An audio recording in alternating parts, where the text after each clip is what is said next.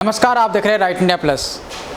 बेरोजगारी, भ्रष्टाचार और महंगाई की मार पूरा देश झेल रहा है, ऐसा लगभग राजनीतिक पार्टियां आरोप जो है सत्ता पक्ष के ऊपर लगाती जा रही है और देश के अंदर जो है बेरोजगारी, भ्रष्टाचार और महंगाई बढ़ती जा रही है। ऐसे भी कई गंभीर आरोप लगातार राजनीतिक पार्टियां एक दूसरे के ऊपर लगाती रहती हैं।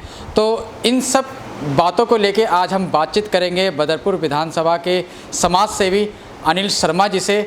इनका क्या मानना है बेरोजगारी को लेकर, भ्रष्टाचार को लेकर, महंगाई को लेकर, आइए बातचीत करते हैं। सर, सबसे पहले स्वागत है आपका। बहुत बहुत धन्यवाद आपका। सर, आज जो हमारा यूथ है कहीं ना कहीं भटक रहा है। अगर उसके गौर किया जाए या कारण की तरफ देखा जाए तो बेरोजगारी भी एक कारण है और कहीं ना कहीं यूथ गुमराह होता जा रहा है। आपका क्या मानना है इस बारे में? देखिए, हमारे देश की जो सबसे प्रमुख समस्या है वो है जनसंख्या। क्योंकि हमारा जो देश है उसकी जो आबादी है वो बहुत ही ज़्यादा बढ़ रही है। अब वो इतनी ज़्यादा बढ़ चुकी है कि बेरोजगार तो होंगे और महंगाई भी होगी। तो हम लोगों ने जो कल्चर है वो विदेश का अपनाने की कोशिश करी। जो हमारा भारतीय कल्चर था, हमारी जो सनातन संस्कृति थी, वो कहती थी कि हम सबसे कम संसाधन का उपयोग करके अपने जीवन को जिएँ, बहुत कम संसाधन के साथ हम जिए। ये हमारी सनातन संस्कृति थी। लेकिन अब हम जी रहे हैं पाश्चात्य संस्कृति को।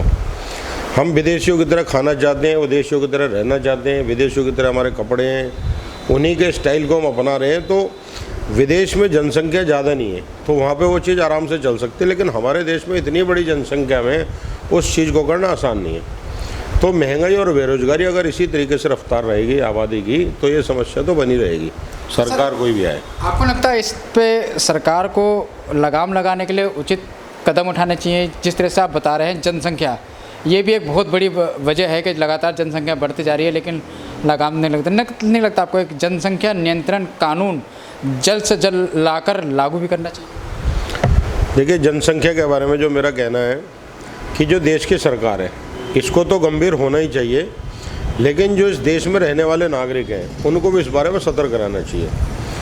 काफ़ी सारे लोग तो इसको खुद ही अपना चुके हैं, वो लोग ज़्यादा बच्चे नहीं पैदा कर रहे हैं। और आप देखेंगे कई बार ये बहस भी चलती है तो वो लोग आपको ज़्यादा सुखी और संपन्न भी नजर आएंगे।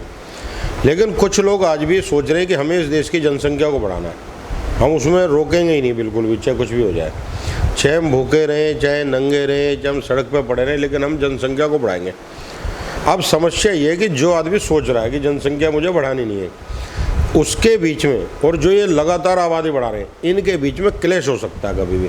ये और भी खतरनाक स्थिति है। सर, एक सवाल मैं आपसे और पूछना चाहता हूँ यूथ को लेकर कि जिस तरह से यूथ आज बेरोजगार है, रोज़गार ढूंढ रहा है, प्रधानमंत्री जी का पहले एक बयान आया था जिसमें उन्होंने पकोड़े तलने वाली बात करी थी। अब एक बात बताइए, यूथ है, लाखों लाखों करोड़ों रुपए खर्चा करके पढ़ाई करते हैं और फिर उसके बाद अच्छी खासी डिग्रियां हासिल करते हैं, फिर वो पकौड़ा तलेंगे। प्रधानमंत्री जी का ऐसा बयान, इससे नहीं लगता आपको जो यूथ है उनके ईगो को ठेस पहुंचेगी? अब इस बारे में देखो, मैं एक बात कहना चाहता हूँ। मैंने भी पढ़ाई की हुई है, मैं भी पढ़ा लिखा हूँ, और जो ये शब्द लोग बोलते हैं कि बहुत पढ़ाई करके आदमी नाकामयाब रहा, ऐसा हो नहीं सकता। जो आदमी पढ़ा, सही तरीके से पढ़ा, उसको तो हमेशा नौकरी मिलती थी। मैं पढ़ा था, मुझको भी तुरंत नौकरी मिल गई थी। दिल्ली में मैं जिस दिन आया पहले दिन मुझको जॉब मिली थी। मेरे भी 2 बच्चे हैं, मेरे दोनों बच्चे पढ़े, दोनों बच्चे मेरे मास्टर्स कर रहे हैं, और मेरे दोनों बच्चे मास्टर्स करते हुए भी जॉब कर रहे हैं, उनको भी नौकरी मिली। तो ऐसा शब्द कहना है कि नौकरी नहीं मिलती, नौकरी उन लोगों को नहीं मिलती जो इसके लिए गंभीर नहीं है और सिर्फ सरकारी नौकरी को ही नौकरी समझते हैं। उनके लिए नौकरी का मतलब कि उनको सरकार बुलाए और उनको किसी पद पर बैठा दे, ये नौकरी सरकारी भी होती है, प्राइवेट भी होती है, दोनों नौकरी। और बची जो पकोड़े तलने की बात, ये पकोड़े तलने का मतलब ऐसे नहीं कहते कि पूरा देश ही पकोड़ा तलो। एक उदाहरण है कि पकोड़ा तलना भी एक रोज़गार है। पकोड़े तलने वाले ऐसे ऐसे बैठे हैं कि जो IAS अफसर से भी ज़्यादा उनकी मंथली इनकम है। एक रोज़गार के विषय में बोला था प्रधानमंत्री ने, ऐसे नहीं बोला कि भाई आप डिग्री करके पकोड़े तलो। डिग्री करके आप कोशिश करो, कोई नौकरी मिल जाए अच्छी बात है, नहीं मिले कोई रोज़गार शुरू कर लो भाई साहब। पकोड़े तलने के अलावा भी तो कारोबार है दुनिया में, कि जो गाड़ियाँ बेच रहे हैं या जो कपड़े बेच रहे हैं या किसी ने कपड़े की फैक्ट्री लगा ली। मैं ऐसे ऐसे व्यापारी को जानता हूँ। एक टोपी, एक आदमी मेरा जानने वाला है, एक टोपी उसने घर में सी ली थी अपने, और उस टोपी को लेके एक ट्रेड फेयर में उसने लगा दिया, उसको वहाँ से 1000 टोपी का ऑर्डर मिला। आज की डेट में उस आदमी की नोएडा में 4 फैक्ट्रियाँ हैं। ये रोज़गार नहीं है, वो खुद 1000 आदमी को रोज़गार दे रहा। ये समझाने का आशय था मोदी जी का, लेकिन जो विपक्ष है या जो कम बुद्धि वाले लोग हैं वो इन बातों को समझना नहीं चाहते, इनका मखौल उड़ा देते हैं।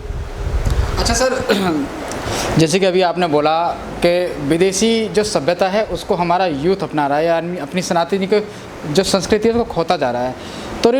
तो आपका क्या मानना है, जिस तरह से पश्चिमी सभ्यता युवाओं को अंदर ही अंदर खोखला करते जा रही है, चाहे वो गलत संगति में कह लीजिए या ये कह लीजिए कि नशा युवाओं के ऊपर हावी होता जा रहा है, नहीं तो आपको इससे हमारे देश का भविष्य खतरे में? देखिए, देश का भविष्य तो खतरे में ही दिखाई दे रहा है, क्योंकि आज की जो युवा पीढ़ी है उसके जो मैं चाल चलन देख रहा हूँ, उसके तरीके देख रहा हूँ, ऐसे नहीं कि सब बच्चे तो एक जैसे हो नहीं सकते कभी भी, लेकिन कुछ युवा पीढ़ी को मैं देख रहा हूँ कि वो लोग रात को 2-2 बजे तक मोबाइल चला रहे हैं, 3-3 बजे तक मोबाइल चला रहे हैं। तो मुझे नहीं लगता उनका आंखें, उनके दिमाग ये काम कर पाएंगे सही तरीके से। शायद ऐसा लगे कि वो लोग 45 साल की भी उम्र पार ना कर पाएँ। जो उनका तरीका है, खाने का तरीका, सोने का तरीका, सब उनका डिस्टर्ब है, और वो लोग किसी की बात भी नहीं मानते। उनके घर वाले भी उनको समझाते तो उनको भी वो पागल समझते हैं। तो आप पाश्चात्य का मतलब नहीं कि आप सारी चीज़ों को अपनाएं। मेरे पास भी मोबाइल है, मैं भी उसको यूज़ करता हूँ, लेकिन मैं उसको सकारात्मक चीज़ के लिए यूज़ करता हूँ। इसलिए नहीं यूज़ करता कि मैं रात को 3 बजे तक उसमें कुछ देखता रहूँ।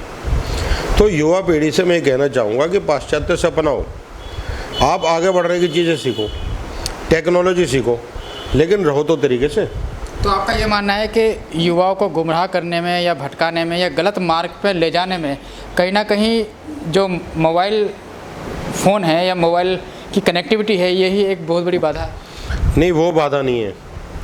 देखिए, मेरे आज की डेट में देश में और विदेश में बहुत महात्माओं से संबंध बने, इसी टेक्नोलॉजी के माध्यम से बने, उसी मोबाइल के माध्यम से बने, फेसबुक के माध्यम से बने।